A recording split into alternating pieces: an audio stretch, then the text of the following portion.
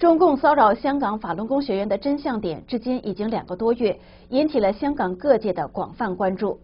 多位政要强烈谴责中共当局将迫害黑手延伸至香港，呼吁港府秉公制止恶行，不要担当邪恶的帮凶。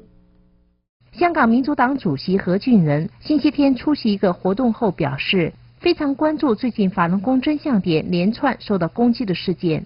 他強調，絕對不能容忍中共在香港發起暴力恐嚇行為。呢個青年關愛協會呢係有部署咁樣呢，係去到係向法輪功嘅一啲活動呢嚟到施壓啊，甚至呢係有啲騷擾啊、威脅嘅行動。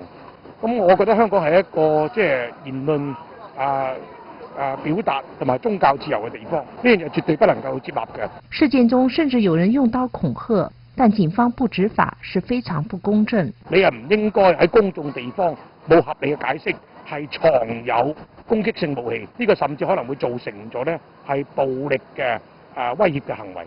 咁所以呢，政府或者警方係拒絕執法嘅話呢，佢哋係需要解釋嘅。香港立法會議員李永達也強調，警方一定要確保法輪功自由不受侵犯。我覺得咧，警方係應該係積極去守護法輪功佢有呢個表達嘅自由。如果唔係嘅話咧，香港嘅所謂言論文化表達自由就一度被侵蝕嘅。他認為有證據顯示，最近中共頻頻騷擾香港各團體，值得各方警惕。包括上個星期獨立媒體啦、法輪功啦，甚至民主黨啊、公民黨都有。咁我覺得呢個咧，我哋要多加留意。亦都有事發生要報警啦，亦都應該係團結一齊去面對呢種即係好唔合理、好唔合法嘅即係干預同壓迫嘅手段。新唐記者梁真在香港報道。